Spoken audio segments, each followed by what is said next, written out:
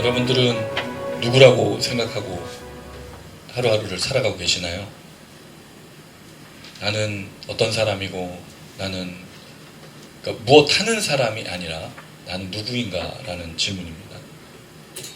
그것이 우리가 살아가는 거에 굉장히 중요하게 작용을 하죠. 내가 어떤 사람이냐라는 걸 생각할 때 그게 만약에 자기 비하나 또는 자기에 대해서 낮추는 그런 모습이라면 사실은 매일매일이 평안하고 은혜와 축복이 되기가 쉽지 않을 겁니다. 그래서 여러분 그런 얘기를 많이 들었잖아요. 아침에 거울을 보고 자신을 향해서 You can do it. 넌 할 수 있어. 우리가 그렇게 하루를 시작해야 되는 많은 것들을 경험하죠. 그래서 성경은 되게 간단하게 우리를 이야기하고 있어요. 우리 뭐라고 부르죠? 하나님의 백성, 하나님의 자녀. 다른 말로 하면 하나님의 아들과 딸이라고 부릅니다. 그게 우리의 출발이에요.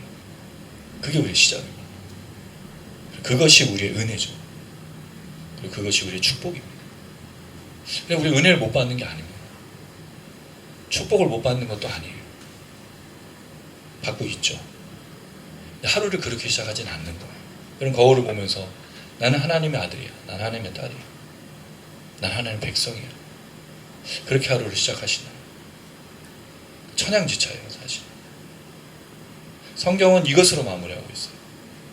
우리가 흰보자 심판을 지난번에 얘기하면서 몇 가지 오해들에 대해서도 이야기를 드렸고, 흰보자 심판은 철저하게 심판을 받는 자들에 대한 이야기를 담고 있는데, 이후에 하나님께서 그 보좌에서 그 새 예루살렘 성이 내려오는 이 마지막 새 창조와 그 새 출애굽에 대한 새 하늘과 새 땅에 대한 이야기 속에 뭘 담고 있느냐. 여기를 하나로 줄여버리면 하나님의 백성이에요. 자녀됨이죠. 그리고 다른 거를 얘기하면 둘째 사망입니다. 두 가지밖에 없는 거예요. 심판과 구원. 그러면 구원을 받는 자들을 누구로 부르냐? 백성과 자녀로 부르고 있다는 거죠. 특별히 오늘 상속자. 그 반대는 둘째 사망입니다. 근데 이 둘째 사망에 나오는 죄의 목록들을 보면 다른 죄의 목록과는 조금 다른 점들이 있어요. 그러니까 이 죄의 목록을 왜 나열했는가? 그리고 이게 자녀됨과 무슨 상관이 있는가? 그리고 왜 새하늘과 새 땅에 이 얘기를 담고 있는가? 그러면 이게 사실은 새 창조의 제일 중요한 사람이거든요. 창조의 제일 중요한 게 뭐였어요, 여러분? 사람이지 않습니까? 하나님이 여섯째 날에 사람을 만드시고 일곱째 날에 뭐 하셨죠? 안식하셨잖아요. 이 얘기예요. 다시 처음에 창조대로 사람을 만드시고 사람을 거기에다 넣으시고 안식하시는 영원한 안식이 있는, 그러니까 창세기와 요한계시록 연결된 거예요. 그러니까 우리가 이게 천국으로 여겨야 되는데, 사실 우리가 생각한 천국은 어디서부터 나오는 9절부터 보석을 우리가 시작하죠. 땅에 금이 깔려 있고. 근데 여러분, 이 이야기는 사실 상징적인 건데, 천국이 금이 깔려 있고 보석으로 되어진 게 아닙니다. 사실 이건 누구를 말하고 있느냐? 사람을 말하고 있어요. 여러분, 사람이 사실은 보석보다 더 소중한 거잖아요. 근데 우리는 어떻게 취급하죠, 요새? 금값도 못하고.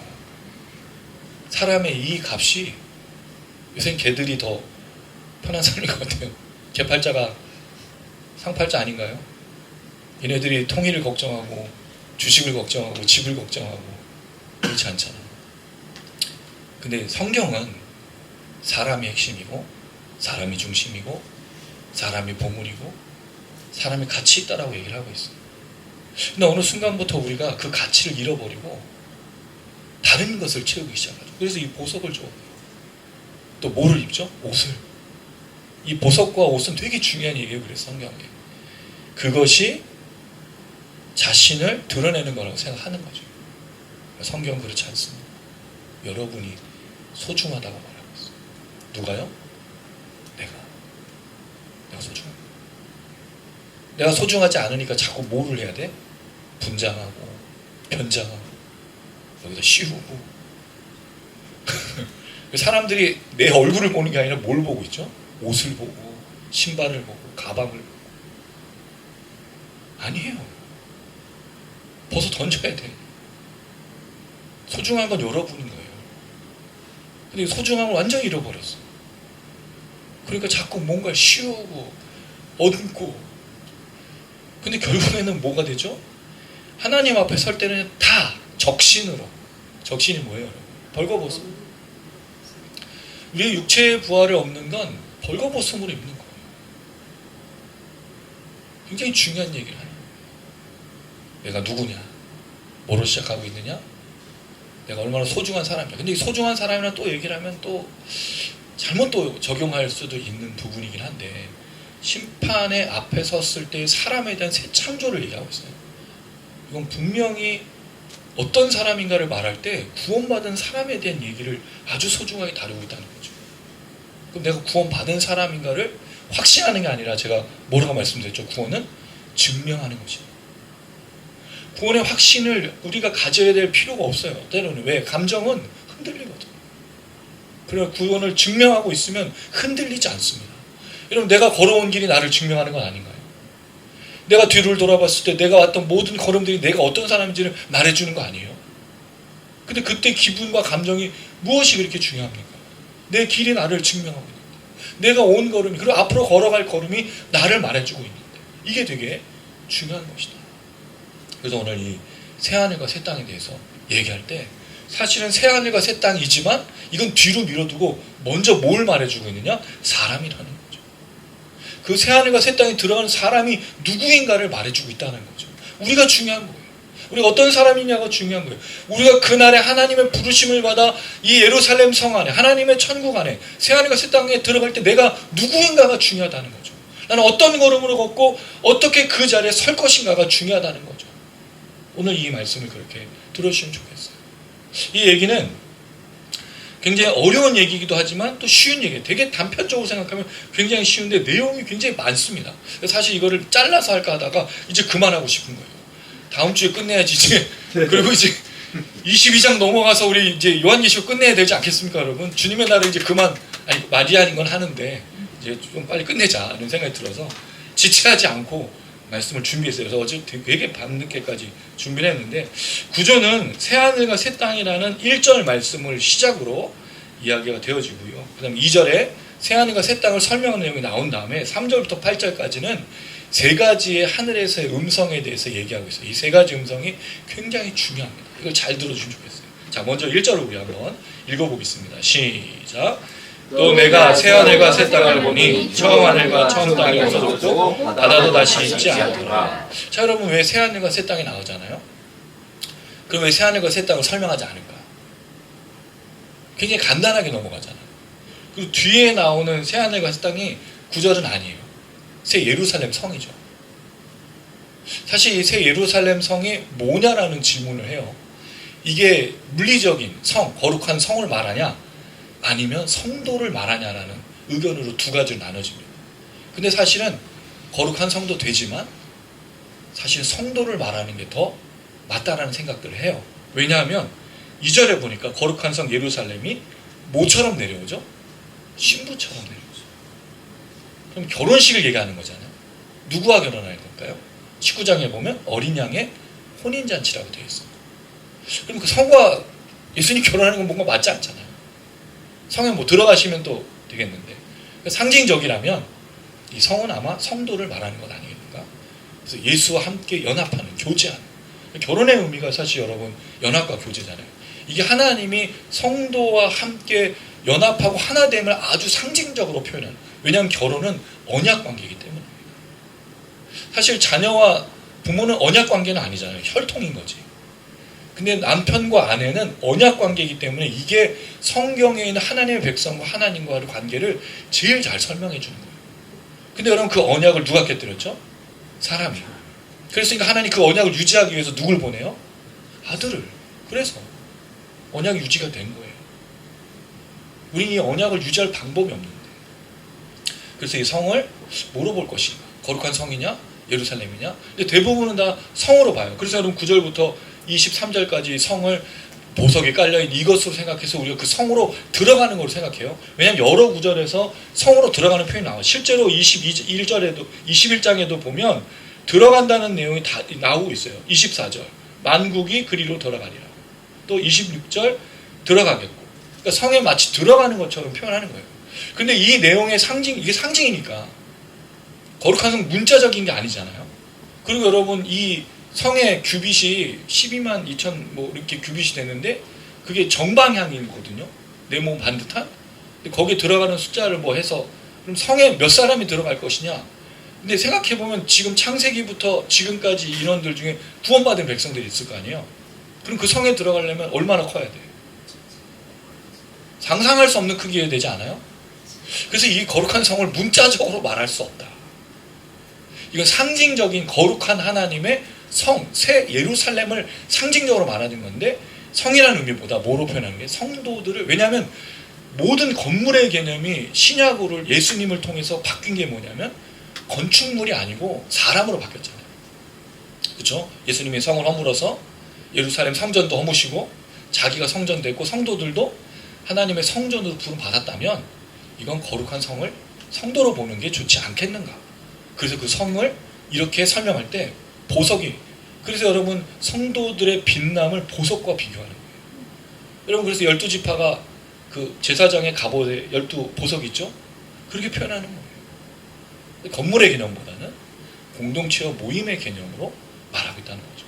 그래서 마지막에 거기에 들어가는 사람이 누구냐를 상세하게 기록하고 있다는 거죠. 이거는 창세기보다 더 길게 기록되어 있어요. 창세기에는 흙으로 사람을 지어서 하나님의 모양과 형상으로 지었다는 것밖에 되어 있지 않지만 새 창조와 새 출애굽이라는 이 새 창조, 하나님의 이 새 창조에서는 사람에 대해서 이렇게 깊이 다루고 있다는 거예요. 누군가, 이들이 누군가를 다루고 있다는 걸 볼 수 있겠다는 거죠.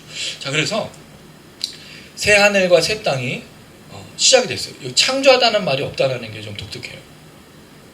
새라는 말이 카이노스라는 단어인데 전대미문에 이전과는 없는 이런 뜻이거든요. 그럼 새 하늘과 새 땅은 창조해야 되잖아요. 왜냐하면 뒤에 보면 처음 하늘과 처음 땅이 없어졌어요. 그렇죠? 사라진 거예요. 그 다음에 바다도 다시 있지 않아요.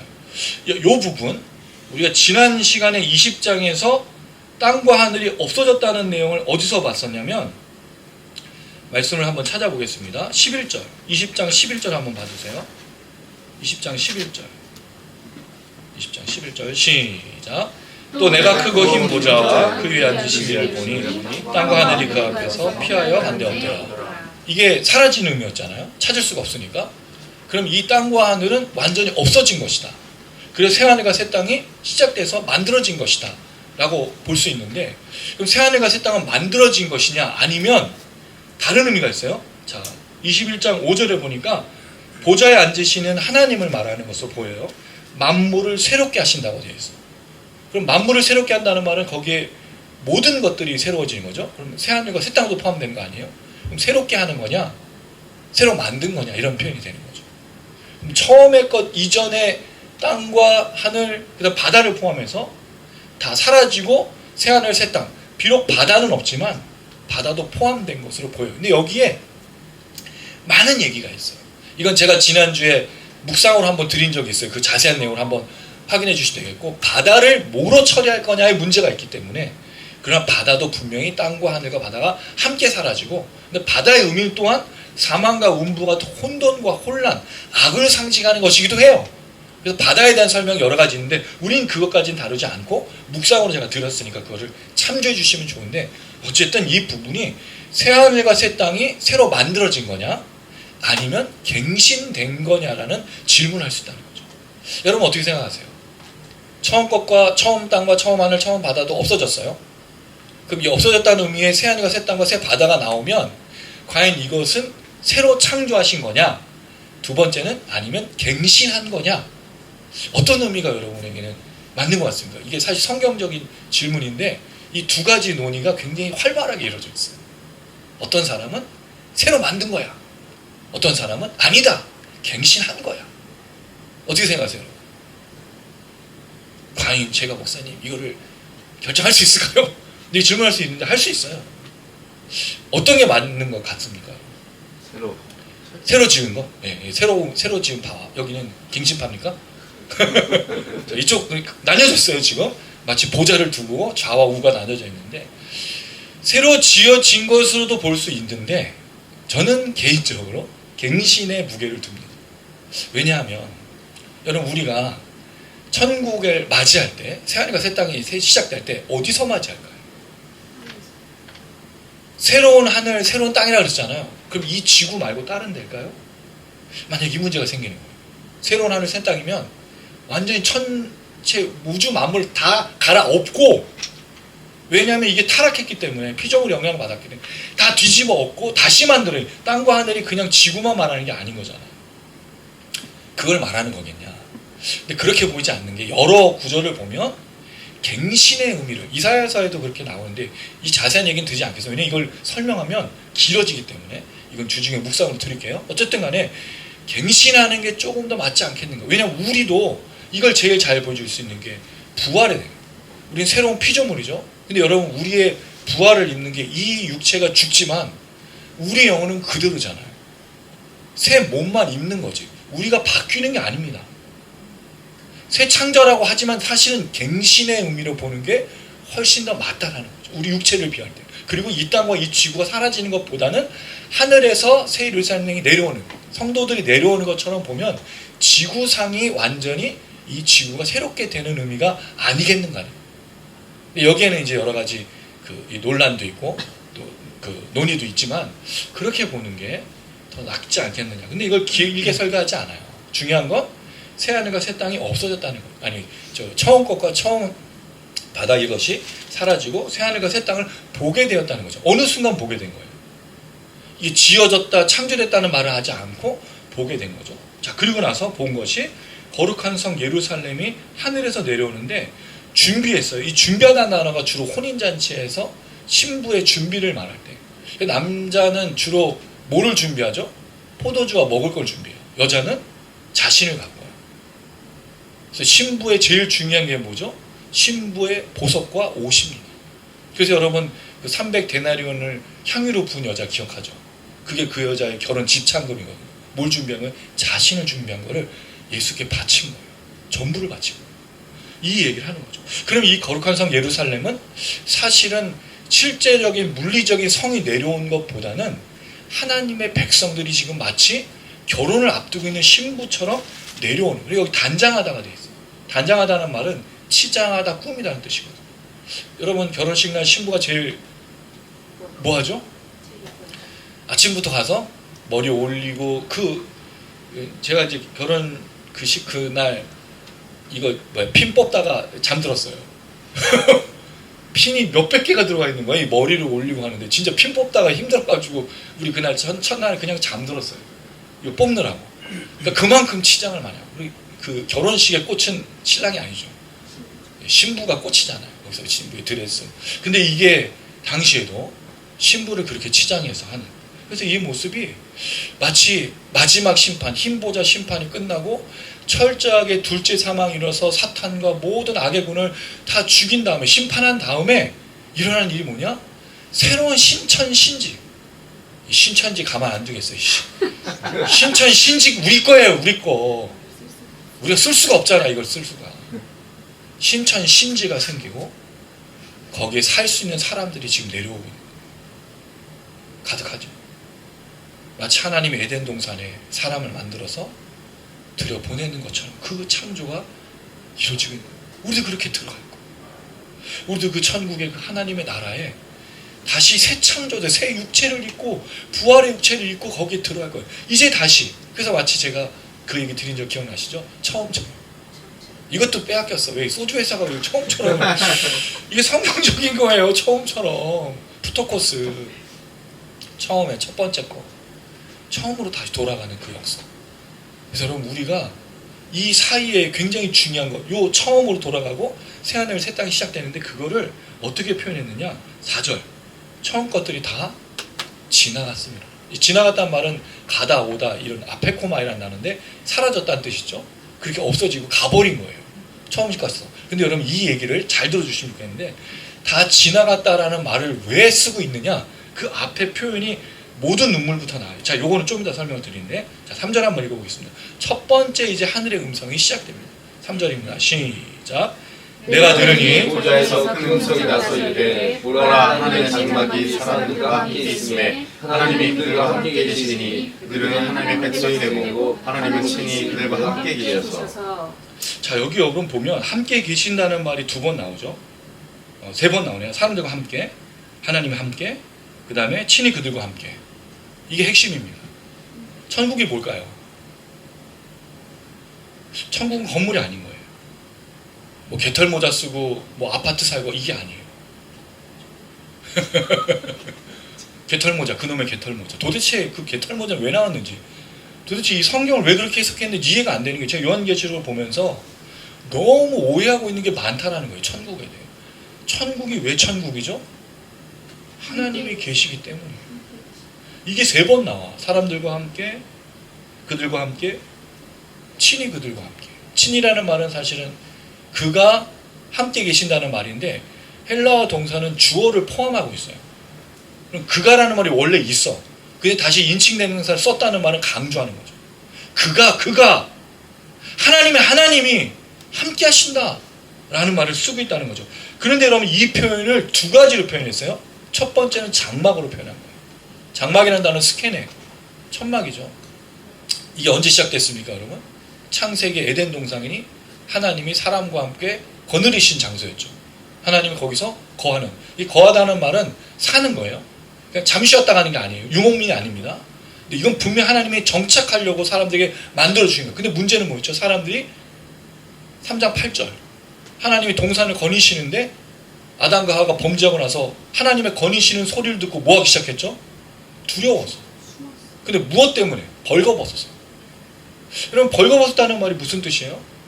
원래는 벌거벗은 적신이라는 게 두렵지 않았다는 거죠. 아무 문제가 없었어요. 그래서 선악과를 통해서 보게 된 게 뭐예요? 벌거벗은 걸 본 거야. 뭐가 되고자 해서 그걸 뭐라고 했죠? 선악과를? 하나님처럼 되고자 해서 봤는데 자기가 누구인지 철저하게, 이게 여러분 아주 놀라운, 죄는 자신을 깨닫는 거예요. 철저하게 내가 누구인지를 보여주는 게 죄입니다. 그동안에 가려져 있었죠. 죄 짓는 순간부터 나의 본성이 드러나거든요. 그렇죠? 이건 아주 명백한 거예요. 아무리 그 사람이 지식 있고 권력 있고 뭐 학문이 탁월하고 또 훌륭하게 살아도 죄 짓는 순간부터 본성인 거죠. 그래 무서운 거예요. 근데 여러분, 이 에덴 동산에서 사람이 하나님과 그렇게 거주하다가 범죄하고 나서 하나님 발자국 소리를 듣는데 두려워 떤 거죠. 그러고 나서 어떻게 되죠? 에덴 동산에서 쫓겨나. 그런데도 하나님께서 그 사람들을 불쌍히 여기셔서 출애굽기에 뭘 만들으셔요? 천막, 장막, 함께 하시는. 그리고 그거를 영구하게 하려고 했던 게 뭐죠? 예루살렘 성이었어요. 성전. 하나님 함께 하시고. 근데 그 모든 것들은 다 실패로 돌아갔죠. 인간의 모든 하나님과 함께 거주하려고 하는, 사실 사람들은요, 하나님과 함께 하는 걸 별로 관심 있어 하지 않아. 이걸 어떻게 알 수 있죠? 종교의 모습을 보면 알 수 있어요. 여러분, 종교라는 것이 뭐죠? 인간의 연약함을 채워주는 게 종교잖아요. 그래서 신을 어떻게 다루죠? 신의 노여움을 풀어주기 위해서 뭘 드려요? 그걸 희생제물로 드려요. 그래서 여러분, 바닷가에, 풍랑이는 바닷가, 그 어부들이 제일 많이 하는 거예요. 바다의 신을 향해서 제사를 드리지 않아요? 그 산의 신령을 향해서 제사 드리지 않아요? 그 모든 종교의 특징이 뭐냐면 이 노하고 분노하는 신을 잠재우기 위해서 하는 거예요. 근데 거기 뭐가 담겨져 있습니까? 사람의 열망이 담겨져 있죠. 내가 이 제사를 드림으로 원하는 것들을 이끌어내기 위해서 노여움을 달래는 거야. 내가 원하는 게 없으면 뭐하러 그 제사를 드려? 근데 여러분, 기독교는 달라요. 기독교의 제사는 뭐죠? 하나님의 노여움을 풀어주는 건 맞지만 우리가 원하는 걸 이루기 위해서 제사를 드리는 게 아니고 하나님 앞에 나아갈 수 없는 자가 나아갈 수 있도록 하게 하는 것이 제사였다는 거죠. 그래서 죄를 전가시켜서 하나님께로 나아갔잖아요. 대제사장이. 모든 제사를 할 때 피를 뿌리고 제단에 불태우면서. 그리고 달라요, 여러분. 결국 그 성전, 제사, 예배가 뭐냐? 하나님께로 나아간다는 거예요. 나아가는 모든 방해적인 요소, 죄의 요소가 있으니까 예수의 십자가를 힘입어 또는 희생제물을 드림으로, 이게 예배고 이게 제사입니다. 하나님께로 나아갈 수 없는 자가 하나님께로 나아가는 것. 오늘 말씀처럼 하나님이 그들과 함께 하셨다. 하나님 늘 함께 하시려고 했어요. 하나님 만드신 에덴 동산이었어요. 하나님이 그렇게 찾아오셨죠. 출애굽기에 모세에게 하나님께서 보내시고 나서 이스라엘 백성들의 그 소리를 들으셨어. 근데 어떻게 들으셨냐면 내려오셔서 들으셨다고. 사람들의 이야기가 상달된 게 아니에요. 열심히 기도하고 부르짖어서 하나님 상달된 게 아니라 하나님 보시고 함께 하셨기 때문에 함께 하시는 하나님이신 거죠. 그게 예배인 거예요. 그리고 우리가 예배를 드는 이유 뭐냐? 하나님과 함께 하는 거죠. 하나님 함께 하시기 위해서 오시는 것을 맞이하는 게 예배인 거예요. 그게 제사인 거예요. 여러분 생각해 보세요. 만약에 하나님이 없다면 그게 예배겠습니까? 하나님 계시지 않다면 그 예배가 되겠냐고요. 근데 여러분 지금 기독교에 지금 많은 교회들이 하고 있는 게 하나님 없는 제사와 하나님 없는 예배를 드리고 있다는 거죠. 임재가 중요한 게 아니에요. 내가 원하는 것들을 들어주세요. 그러니까 여러분 그 출애굽기에서 또 나온 게 뭐예요? 모세가 하나님을 만나러 올라갔을 때 시내산 올라가서 돌판을 가지러 올라갔을 때 밑에 사람들이 뭐 했죠? 금송아지 만들어서 야 이게 하나님이다 막 먹고 춤추고 음란하게 행하고 마치 마약을 먹은 자들처럼 하나님 없는 자들의 특징인 거예요. 술 취함, 방탕함, 음란함, 살인, 시기, 질투 이 모든 것. 여러분 그럼 정말로 우리가 하나님의 임재를 맛보고 하나님께 나아가는 예배를 드리고 있다면 예배에 뭐가 일어나야 돼요? 회개가 일어나야죠. 하나님을 만나잖아요. 하나님을 만나고 하나님과 함께 하는데 자신의 죄악들을 가지고 어떻게 만나요? 회개가 일어나죠. 뭐가 일어나겠습니까? 사랑의 역사, 치유, 회복. 그럴 수밖에 없어요. 예배가 하나님을 만나는 거니까. 그러니까 여러분 오늘도 우리가 예배 드리면 누구를 만나야 되죠? 하나님을 만나야 돼요. 그래서 은혜인 거예요. 이걸 위해서 우리가 애쓰는 거예요. 저도 기도하는 거예요. 하나님 오늘 예배에 임재하여 주시고 하나님 우리 모든 한 영혼이 하나님을 만나게 해주세요. 하나님을 만나지 않고선 예배 드린 것이 아니고 하나님을 만나는 것이 아니고선 천국을 맛볼 수가 없고 은혜를 맛볼 수가 없으니까. 그래서 여러분 이것을 놓고 기도하고 이것을 사모하는 겁니다. 이 얘기예요. 하나님 함께 하시는. 천국이 뭐다? 하나님이 함께 하시는 곳이에요. 장막을 펴셔서 이게 3번이나 얘기했어요. 사람들과 함께, 그들과 함께, 친히 그들과 함께. 근데 여러분 이것을 다른 말로 두 번째, 장막에 대한 얘기뿐만 두 번째, 그게 뭐죠? 하나님이 그 사람들을 백성으로 삼으신 거죠. 하나님 부르신 사람들이 예배하고 하나님 부르신 사람들이 백성이 되는 거예요. 함께 하시는 사람들의 특징이 뭐죠? 백성이라는 거예요. 그래서 하나님을 닮아 있어요. 하나님을 따라가요. 하나님을 추구해요. 그러면 우리가 정말 하나님의 공동체라면 우리에게 무슨 역사가 일어나야죠? 하나님의 임재 역사가 일어나는 거예요. 하나님을 보여야 되는 거예요. 하나님의 영광이 드러나요. 그게 여러분 교회지 않습니까? 교회의 가장 큰 영광이 무엇이죠? 하나님의 영광이 임재하는 것 아닙니까? 예수 십자가의 영광이 드러나는 것 아닙니까? 성령이 움직이시면서 하나님의 함께 하신 걸 보여주는 것이 바로 교회이지 않습니까? 할렐루야. 그게 교회예요. 그게 예배예요. 그게 우리의 모임인 거예요. 하나님의 영광, 하나님의 임재. 이걸 잃어버리고 있다면 우리가 뭔가 빠지고 있다는 거죠. 하나님이 정말 거기에 머물러 계시냐. 이게 천국이에요. 그래서 거룩한 성 예루살렘에 오고 새하늘과 새 땅에 오는데 첫 번째 음성은 하나님이 함께 하신다라는 거예요. 이게 천국이라고 말해주고 있는 거예요. 여러분 그걸 다시 생각해 보면 결국 하나님이 없는 곳에 무엇이 있겠느냐를 생각해 볼 수 있는 거죠. 하나님이 있는 곳과 하나님 없는 곳의 차이가 뭐예요? 둘째 사망 아닙니까? 사탄과 마귀가. 그래서 여러분 이게 되게 중요한 게 저는 천국을 예전에 또 오해했던 게 뭐냐면 천국에 가면 7층 천? 뭐 그런 거 있지 않아요? 지옥에 뭐 몇 가지? 저도 정확한 기억은 안 나는데 그래서 이런 고통을 당하는 지옥 저런 고통을 당하는 지옥 그런 게 있다고 우리가 들었잖아요. 그래서 여기 빠져 있다가 너 이제 고통 끝 이쪽으로 옮겨. 그래서 여기서 막 고통받고. 여러분 안 들어보셨어요? 저만 들어본 얘기예요? 전 다른 종교를 믿었나 봐요. 다른 교회를 다녔나 봐요. 그렇게 생각을 했어요. 근데 성경은 되게 간단해요. 둘째 사망이 되고 뭐를 얘기하죠? 밤낮 고통 괴로움을 당한다라고 말해요. 이게 근데 사실 밤낮 고통인 이유가 뭐죠? 누가 안 계셔서? 하나님이 안 계셨어요. 이게 핵심이에요. 천국이 아닌 이유, 왜 그것이 영원한 고통인 이유, 왜 밤낮 쉼이 없는가? 하나님이 안 계시니까. 이걸 제일 잘 보이는 게 에덴 동산 아닙니까? 하나님이 안 계시니까 아담이 그 에덴 동산에 쫓겨난 이후로 겪는 게 뭐예요? 불평, 불만, 불안, 두려움, 시기, 질투, 증오, 원한. 그래서 등장한 게 가인이 아벨을 죽인 것 아닙니까? 심지어 예배를 드렸는데도 예배 중에 살인한 거 아니에요? 예배를 통해서 살인하는 거 아니에요?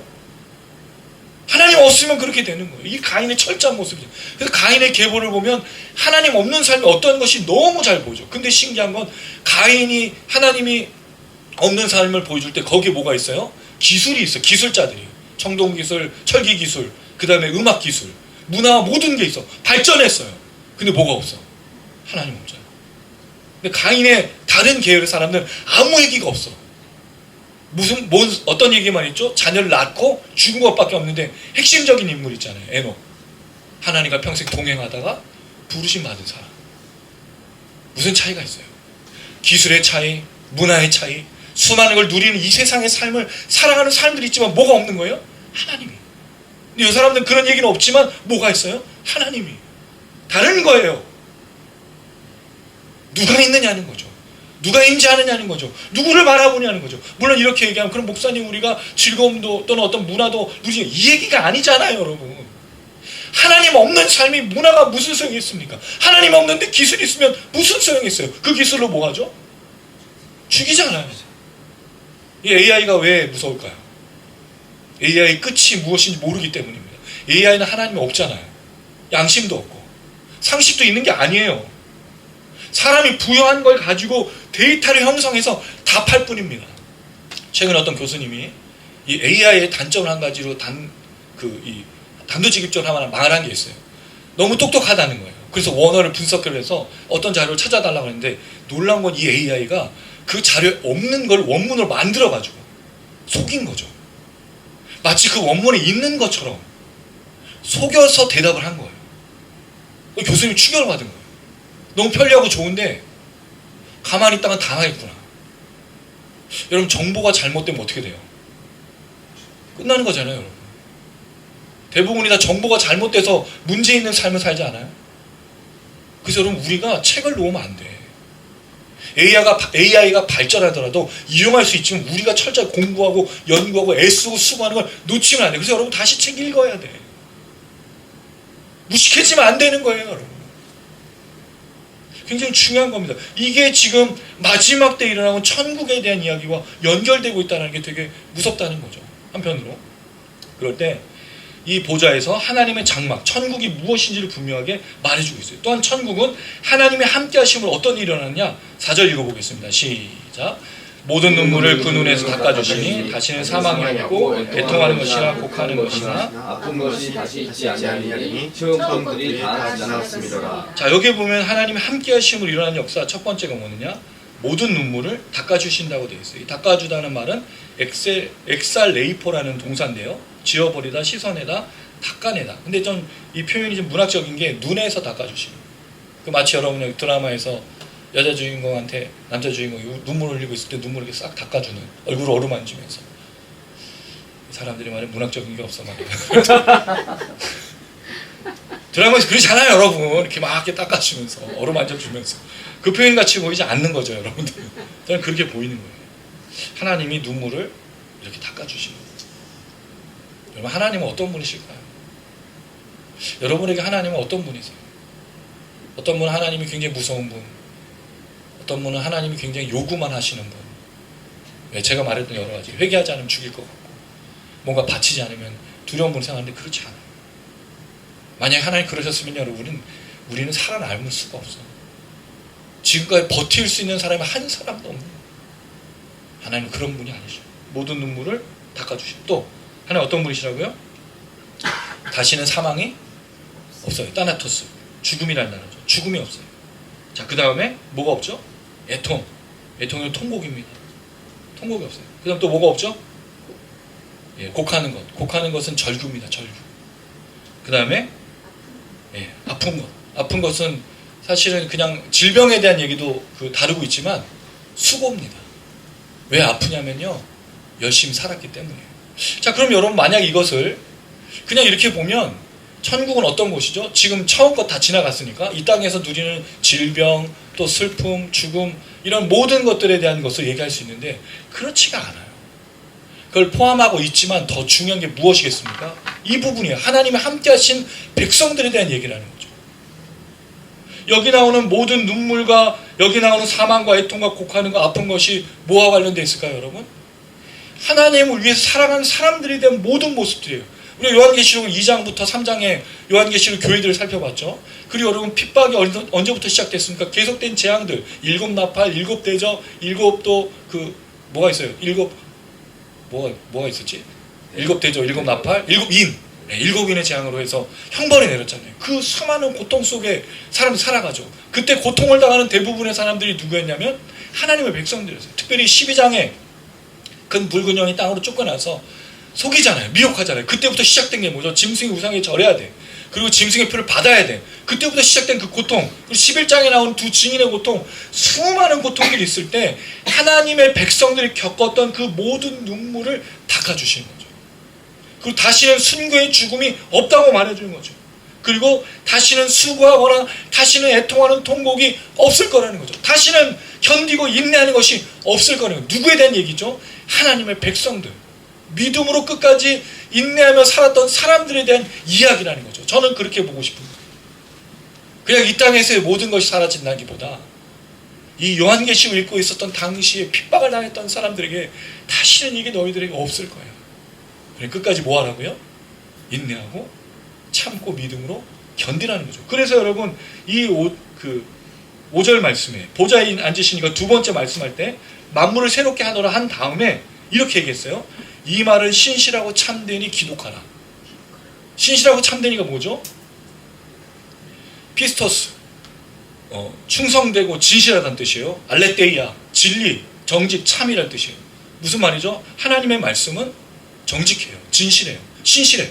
그리고 충성돼. 그 말은 뭐죠? 반드시 그 말씀이 이루어진다는 거예요. 이 얘기를 왜 할까요? 이걸 왜 기록하라 그랬을까요? 이제 더 이상 너희들이 고통당하고 눈물이 있는 것이 아니라 너희들이 애씀과 수고와 죽음까지 두려웠던 그 모든 것에서 건져주시겠다고 약속하신 거죠. 그러니까 1세기 성도들에게 무너지지 마. 신앙에서 떠나지 마. 지금 미혹하고 지금 사탄이 막 움직이고 그럼 사실 로마 상황이니까 핍박의 상황이니까 지금 짐승의 표를 받아야 먹을 수 있으니까 흔들리지 말라는 거죠. 이게 진짜 이런 일이 일어날 거야. 견디라고. 죽으면 순교고 죽지 않아서 하면 부활로 너희들에게 역사하실 거야 라고 말하고 있다는 거죠. 지금의 상황이 아니라 핍박의 상황에서 이 말 진짜니까 기록해. 이 말 진짜니까 꼭 붙들어. 성경은 진리일까요? 진리가 아닐까요? 진리죠. 그럼 어떻게 해야 돼요 여러분? 믿고 붙들어야죠. 흔들리지 말아야죠. 인내해야죠. 오래 참아야죠.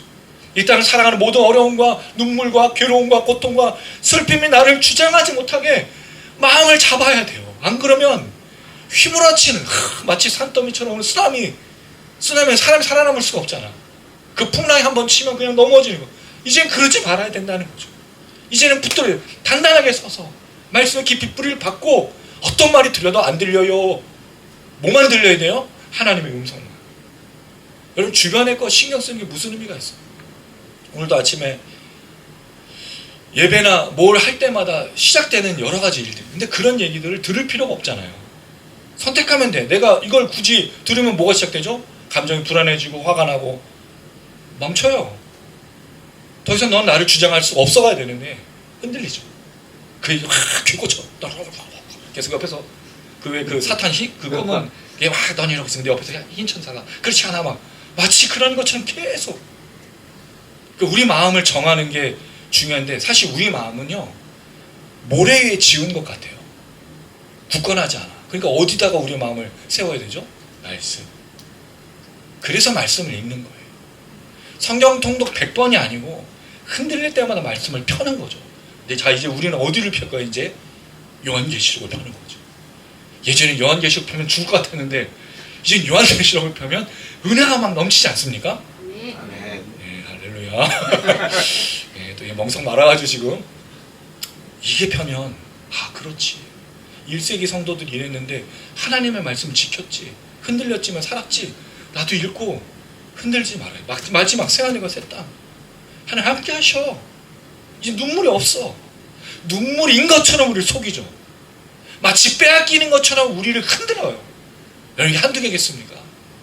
뭐 좀 안 되면 뭐가 안 풀리면 하나님 날 버리셨어. 버렸으면 이미 버렸어. 부르시지도 않았어요. 그거에 흔들릴 필요가 없는 거죠. 왜? 하나님 절대로 우리를 놓치지 않으시니까. 흔들릴 수는 있지만 넘어질 수는 있지만 하나님의 사랑에 끊을 수 없다고 말씀드렸죠. 하나님의 자녀됨을 벗어나게 할 수 있는 게 없어요. 우리가 거절하고 거부하고 부인하지 않는 한. 누구도. 결국 외적인 게 문제가 아니고 누구의 문제예요? 우리 자신의 문제. 그래서 이 말씀이 중요하다. 흔드는 성도들에게 진실이니까 그리고 뭐 한다고요? 눈물을 닦아주시고 사망이 없고 애통이 없고 곡하는 것 아픈 것이 있지 않아. 이 모든 것들은 다 지나가. 그래서 사망과 음부가 둘째 사망에 들어가는 거예요. 더 이상 여러분 이게 끝나면 하나님의 나라가 임한 이때는 이젠 죽음이 없는 거예요. 그리스도인들에게는 고통도 없어요. 이제 마음껏 뭐하죠? 찬양과 예배와 하나님 공동체 속에 살아가는 거예요. 그래서 우리가 그날을 기다리며 살아가는 건 아니겠습니까? 자, 그리고 나서 두 번째 음성 5절 내가 만물을 새롭게 하느라. 이 새롭게 한다는 말은 앞선. 근데 이게 요한계시록 전체를 말하는 거죠. 요한계시록은 갱신을 향해 나갑니다. 성도들을 향해서 말해주고 있어요. 성화, 완성을 향해서 걸어가고 있는 거예요. 그래서 날마다 우리가 새로운 피조물로 걸어가야 될 이유가 있어요. 근데 여러분 생각해 보세요. 만약에 우리가 이 말씀처럼 매일매일이 새롭지 않다면 어떤 일이 벌어질까요? 도태되는 게 아니고 잠식당하는 거예요. 매일매일 하나님의 은혜와 축복으로 새로워지지 않으면 우리가 멈춰지는 것뿐만 아니라 우리 삶에 계속되는 이 쓰나미 같은 아주 더럽고 추악한 것들이 들어오기 시작하는 거예요. 그러니까 갱신하는 거예요. 그러니까 말씀 읽는 거예요. 그러니까 기도하는 거예요. 기도 없이는 아무것도 일어나지 않는 거죠. 그래서 예배드리고 그래서 함께 모이고 격려하고 위로하는 거예요. 그래서 여러분 예배를 왜 영상만이 아닌 함께 모여서 드려야 되느냐? 갱신하기 위해서입니다. 새로워지기 위해서인 거예요. 그렇지 않고선 견딜 수가 없기 때문인 거죠. 그래서 예배는 모여서 하는 이유인 거예요. 함께 서로 얼굴을 보며 또 특별히 우리 경기산 지난번 오니까 얼마나 기뻐요. 또 우리 이제 민섭 형제 오고 정준 형제도 한번 만나면요. 그 큰 기쁨이 더하지 않겠습니까, 여러분? 그런 거예요. 만물을 새롭게 한다. 자, 마지막 세 번째 말씀입니다. 자, 6절과 7절인데 제가 6절 읽고요. 여러분 7절 읽어주세요. 또 내게 말씀하시되 이루었도다. 나는 알파 오메가요. 처음과 마지막이라. 내가 생명수 샘물을 목마른 자에게 값없이 주리니 이기는 자는 이것들을 상속으로 받으리라. 나는 그의 하나님이 되고 그는 내 아들이 되고. 자, 이 말을 보면 천국에 들어가는 자들에 대한 설명 그리고 둘째 사망에 들어가는 자에 대한 설명이 이어지고 있어요. 이게 둘을 묶어놨다는 건 천국에 들어가는 자, 이 새하늘과 새 땅에 들어가는 자, 거룩한 성 예루살렘 내려오는 것과 관련된 자들과 그렇지 않은 자들을 구분하고 있다는 거죠. 그럴 때 여러분 제가 말씀드렸지만 천국, 그 하늘과 새 땅, 거룩한 성은 사실은 건물과 어떤 땅에 대한 이야기보다 사람에게 초점이라는 것을 확실하게 알 수 있다는 거죠. 자, 6절 말씀 다시 말씀하십니다. 이거 보좌에 앉으시는 애가 말했어요. 앞선 1절에는 보좌에서 소리가 나왔는데 이게 보좌에 앉으신 분이 얘기한 건지 아니면 보좌 곁에 있는 내생물이나 24장로가 얘기했는지 정확하진 않아요. 근데 지금 얘기는 앞선 내용처럼 보좌에 앉으신 분이 말해요. 이게 하나님일 수도 있고 예수일 수도 있는 거죠. 이루었도다. 이 기노마이라는 동사인데 원래 그 예수님께서 요한복음에 말씀하신 다 이루었다는 말은 텔레스가 나요. 텔레오. 그거는 뭐 완성하다, 성취하다는 뜻인데 이건 사실은 완성의 의미가 있지만 뭐가 더 맞냐면 뭐가 발생하다는 뜻이에요. become. 뭐가 일어나다. 이런 뜻을 갖고 있는데 일어났다는 거죠. 뭐가 일어났을까요? 요한계시록 전체. 이 말이 진짜야. 이 말 그대로 일어났어. 이 얘기 있는 거죠. 근데 왜 그렇게 할 수 있죠? 나는 알파 오메가. 알파 오메가 뭐예요? 그죠? 처음 창조와 요한계시록. 내 이야기가 안 이루어진 적이 없다는 뜻이에요. 할렐루야. 하나님 이런 분이세요. 그래서 이 말씀 하시는 거죠. 그래서 기록하라는 거예요.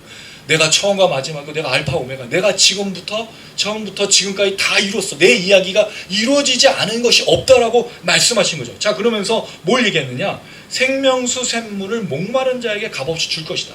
생명수 샘물은 정확하게는 생명수의 근원입니다. 이 샘물이라는 단어가 근원 또는 샘물 뭐 이런 뜻인데 근원으로 보여지는 게 좋아요.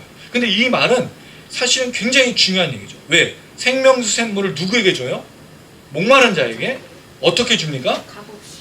값없이라는 말이에요. 값없이. 값없이가 무슨 뜻이에요, 여러분? 공짜로 주는 거예요. 공짜. 우리 공짜 좋아하죠? 근데 머리가 점점 벗겨지고 있네요. 공짜 너무 좋아했습니다. 값없이. 근데 이걸 다른 말로 하면 자유롭게 합니다. 전 이 단어가 더 좋아요. 왜? 그래야 이기는 자와 연결되거든요. 값없이 먹는 사람이 누구예요? 하나님께로 나와서 생명수. 사실 생명수라는 말을 제일 잘 알 수 있는 게 요한복음 4장에 사마리아 여인과 예수님 만났을 때 뭐라 그랬죠? 내가 생수를 주고, 생수 말고 뭘 달라 그랬어요? 남편을 주세요. 남편. 여러분, 이게 하나님과 우리와의 차이점이에요. 우리 남편이 없어서 고생하는 거예요. 내가 돈이 없어서 고생하는 거예요. 내가 이것도 없고 저것도 없어서 고생하는데 예수님 뭐가 없다고 말하는 거죠? 생명이 없다고 말하는 거예요. 우리의 고생은 생명이 없는 겁니다. 여러분, 생명이 있을 때, 은혜가 있을 때, 축복이 있을 때 흔들린 적 있어요? 비록 우리가 작은 믿음이고 연약하지만 은혜가 있었을 때 넉넉히 살았던 거 우리 모두가 알고 있어요. 은혜가 있었을 때, 축복이 있었을 때 그 어떤 것도 두렵지 않았어요. 은혜가 사라지고 축복이 사라지니까 돈이 없는 거예요. 이것도 없고 저것도 없고 나만 없어. 그렇지 않아요? 여러분, 이상하지 않아요? 세상에? 나만 없지 않습니까? 아닌가? 여러분 다 갖고 계시는군요. 나만 없어. 항상 나만 없어. 쟤는 잘 되는 것 같고 저 사람은 간증이 왜 이렇게 많아? 많은 사람 왜 이렇게 축복의 간증 페이스북 친구들 보면 다 잘 살고 있어. 너무 부러워요. 개척교회 목사 그 다음에 누구도 잘 만나지 않고 요새 좀 처박혀가지고 책만 쓰고 있는 정리하고 있는 이 목사가 보면 야, 저분들은 진짜 행복한가 보다. 이 어려운 시기에 목회가 잘 되나 보지? 어떨 땐 부럽기도 하고 시기 막 질투가 막 섞기도 하는데 그게 중요한 게 아니죠. 내가 은혜가 오는 야, 축복 생명수 샘을 누리고 있는. 그래, 그 여인에게 말하죠. 가서 남편을 데려오라 그래요. 근데 여인이 거기 딱 막힌 거예요. 남편인데 남편 아닌 듯 하거든. 진짜 남편이 누구라는 거죠? 예수 그리스도. 예수로 만족하지 않으면 만족이 없는 거죠. 하나님으로 만족하지 않으면 그 어떤 것도 만족할 수 없어요. 그 생명수 샘물이 내가 너에게 줄 것이다. 근데 그게 사실은 생수의 강이 누구냐면 성령을 말하는 거였어요. 왜 우리가 성령 충만해야 되느냐? 우리 안에 성령께서 끊임없이 흘러나오게 하는 그 역사, 생명의 역사. 성령 충만의 역사는 방언이 아니에요. 예언도 아닙니다. 성령 충만의 역사는 뭐죠? 시와 참여, 신령한 노래, 감사와 찬양과 예배가 넘치고, 예배가 멈추고 찬양이 멈추고 감사가 멈췄다는 건 성령 충만하지 않을 수도 있다는 거죠. 은혜가 사라진 거예요. 무엇 때문에? 돈이 없고 뭐도 없고 이것도 없고 저것도 없었어요. 근데 그게 아니라 그랬죠. 예수 만난 사람은 누가 없기 때문에? 예수가 없기 때문에. 내가 예수가 있냐는 거죠. 내가 예수 안에 있냐는 거죠. 예수로 충만하냐 이거죠. 그랬을 때 목마른 자에게 값없이 주신다. 이것도 여러분 성경에 너무 많이 나오는 얘기예요. 근데 이 얘기를 지금 안 하는 이유는 이건 다 묵상으로 넘길 거예요. 나중에 책으로 나오면 그때 더 자세하게 보시고, 근데 지금은 이제 설교 시간이니까 이렇게만 말씀을 드립니다. 자, 이 목마른 자들을 이렇게 표현합니다. 값없이 주는 자들을, 이기는 자는 이것들을 상속으로 받으리라. 이것들이 뭘까요? 목마른 자에게 주시는 샘물도 되고, 앞선 목마름도 사망도 애통도 없는, 또는 거룩한 성 예루살렘 새하늘과 새 땅으로 들어간 사람, 누구에게? 이기는 자에게. 미카오, 정복하다 다스리다, 이기다. 그럼 이기는 게 뭐예요? 성경에서 이기는 자 언제 나왔죠? 2장에서 3장까지 요한계시록 7개 교회에 향해서 성령이 교회들이 하시는 말을 들을지어다. 귀 있는 자, 귀 있는 자, 듣는 자. 그게 이기는 자. 이긴 자는 싸우는 게 아니에요. 물론 예수와 함께 싸우죠. 마지막 최후의 전쟁에서. 그러나 우리는 그 싸움을 하는 게 아닙니다. 우리는 따라가는 자들, 우리는 듣는 자들이죠. 우리는 순종하는 자들. 자, 그럴 때 상속으로 받으려. 상속받는다는 말이 무슨 뜻이에요? 뭐가 된다는 얘기예요? 아들, 자녀. 아까는 하나님이 오셔서 뭐가 됐죠? 백성이 됐잖아요. 지금은 이기는 자에게 상속을 주시고 아들 삼아 주시고. 사실 이기는 자는 우리가 아니라 예수 그리스도이죠. 우리가 어떻게 아들 됐습니까? 영접하는 자, 곧 그 이름을 믿는 자들, 하나님의 자녀가 되는 권세를 주셨다. 근데 그 권세가 마찬가지로 딱 열려가지고 예수를 여기다 모신 게 아니라 그랬죠. 그 양자됨의 증서를 받은 거예요. 예수의 피의 죽음으로 인해서 그가 피를 통해서 우리를 흰옷으로, 여러분 피로 흰옷 만들기 쉽지 않아요. 그렇죠? 피는 절대로 흰옷을 만들 수가 없어. 그럼 이거는 여러분 밝은, 깨끗한, 거룩한 그 의미를 담고 있죠. 우리가 어떻게 됐어요? 예수의 죽으심으로 말미암아 믿는 자들에게 주시는 하나님의 자녀되는 증서, 입양된 증서. 우리 입양 아들이에요. 우리 원래 아들이 아니었어. 딸이 아니었어. 예수가 우리를 죽으심으로 아들됨을 포기하시고 모든 걸 버리심으로 우리 아들의 자리로 옮겨주신 거예요. 그래서 우리가 아들 된 거예요. 그게 바로 이기는 자. 오늘 요한계시록에 믿음을 따라 예수를 증거하고 하나님의 말씀 증거하고, 이건 모든 내용이었잖아요. 교회가 순종해야 될, 당시 핍박에서 견디고 짐승의 우상에 경배하지 않고 짐승의 표를 받지 않는 수많은 것, 그렇게 이기는 자에게 상속으로 이 모든 걸 주시라. 그때 하나님이 내가 너희의 하나님이 되고 그는 내 아들이 되리라. 그리고 아들에게, 당연하죠, 아들은요 아버지가 마음껏만, 물론 혼나기도 하지만 마음껏만, 유일한 거예요. 아들만 값없이 자유롭게. 그냥 거저가 아닙니다. 반드시 뭐가 돼야 돼요? 아들이 돼야지, 백성이 돼야지. 자, 그리고 나서 8절 읽어봅니다. 시작. 그러나 두려워하는 자들과 믿지 아니하는 자들과 흉악한 자들과 살인자들과 음행하는 자들과 정상들과 우상 숭배자들과 거짓말하는 모든 자들은 불과 유황으로 함께 던져지리니 이것이 둘째 사망이다. 자, 여기 나오는 두려워하는 자들, 믿지 않는 자들, 그 다음에 흉악한 자들, 살인자, 음행, 점술, 우상숭배, 거짓말하는 자, 누구를 말하는 걸까요? 이게 다른 죄의 목록과는 좀 틀립니다. 다른 죄는 사기, 도둑질, 거짓, 뭐 분쟁, 시기, 또 뭐 강도, 뭐 음란, 뭐 여러 가지가 있는데 이건 좀 달라. 이걸 한마디로 뭐라고 말할 수 있을까요? 안 믿는 자. 그걸 제가 요한계시록의 언어로 지난번에 굉장히 많이 강조했던 두 글자가 있어요. 회개하지 않는 자. 누구라고요? 회개하지 않는 자들이죠. 요한계시록에서 누가 둘째 사망해? 누가 사탄에게 미혹을 당해서 같이 영원한 고통을 당합니까? 누가 밤낮 세세토록 고통을 당합니까? 어떤 사람들? 회개하지? 공통적이에요. 두려워하는 자들. 두려워하다는 말은 비겁하다는 뜻이거든요. 뭐 때문에 비겁해졌겠어요? 짐승의 우상에 절해야 되고 짐승의 표를 받아야 되는데 안 한 거죠. 믿지 아니하는 자? 여기 유일하게 나온다나요? 요한계시록에. 안 믿는다는 말이 처음 나왔어요. 그럼 이 말은 무슨 뜻이겠습니까? 그 핍박 속에서 믿음을 거부한 자가 된 거예요. 또 흉악한 자, 이 살인범들과 거의 비슷한데 혐오. 누가 혐오했어요 그 당시에? 짐승의 우상에 경배하지 않고 짐승의 표를 받지 않는 자들을 죽이러 다녔잖아요. 죽였잖아요. 그 혐오, 그 흉악, 살인자 똑같죠. 음행, 누가 음행했습니까? 이세벨, 큰성 바벨론, 그 다음에 음료, 그 타락한 사탄과 마귀, 그 또 점술가들, 우상숭배들 똑같은 얘기죠. 거짓말, 이게 다 모든 것이 하나, 미혹된 자, 미혹하는 자. 이 모든 사람들의 특징, 사탄 마귀잖아요. 사탄 마귀만 둘째 사망에 들어가는 거예요. 불못에 던져지지 않습니까? 근데 그게 바로 어떤 사람들이냐? 결국 사탄과 함께 둘째 사망에 들어간 사람들, 회개하지 않는 자. 예수의 십자가의 복음을 거절하고 거부한 자. 회개가 얼마나 중요한지 몰라요. 물론 그 수련회를 우리가 또 만들어서 그런 분위기를 막 만들어가지고 막 눈물을 흘리게 하는 게 회개냐? 아니라고 말씀드렸어요. 회개는 뭐라 그랬죠? 돌아오는 거예요. 돌이키는 거예요. 이게 얼마나 중요한 말씀인지 모릅니다. 주중에도 이 말씀을 여러분에게 드리겠지만 결국 돌이키지 않는 자, 회개하지 않는 자들이 바로 그렇게 빠지게 된다는 거죠. 자, 여기서 여러분 중요한 표현이 한 가지가 있어요.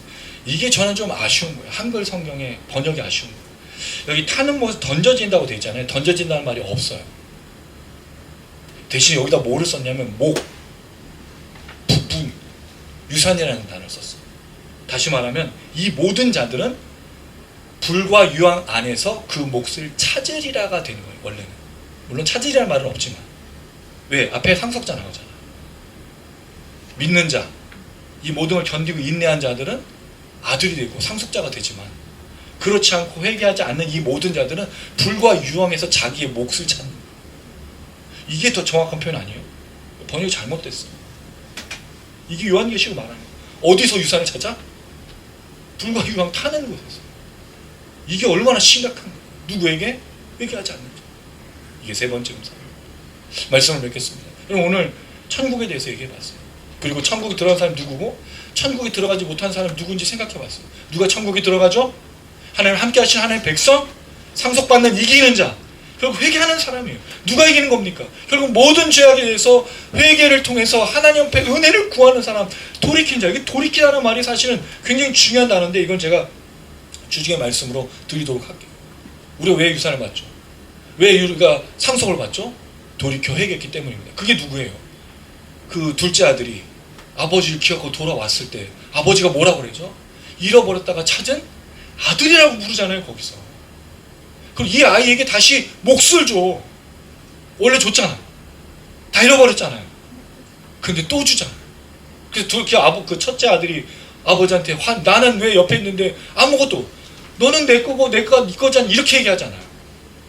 이게 이방인과 그 유대인들을 나누는 말씀이기도 하긴 하지만 중요한 거, 그 몫이 무엇이냐는 거죠. 그리고 누가 이 천국에 들어가냐.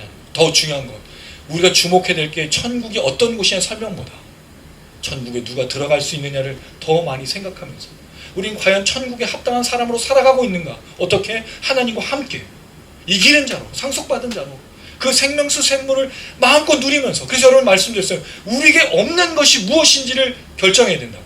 하나님이 없는 것이 아니어야 돼요. 예수가 없는 것이 아니어야 돼요. 성령이 없는 것이 아니어야 돼요. 그게 우리의 목적이 돼요. 그게 우리의 삶이어야 돼요. 그게 우리의 예배해야 되고 우리의 기도해야 된다는 거죠. 여러분 그렇게 마음껏 성령 충만하고 하나님과 함께 이기는 자로 날마다 살아가시기를 주님의 이름으로 축원합니다. 아멘.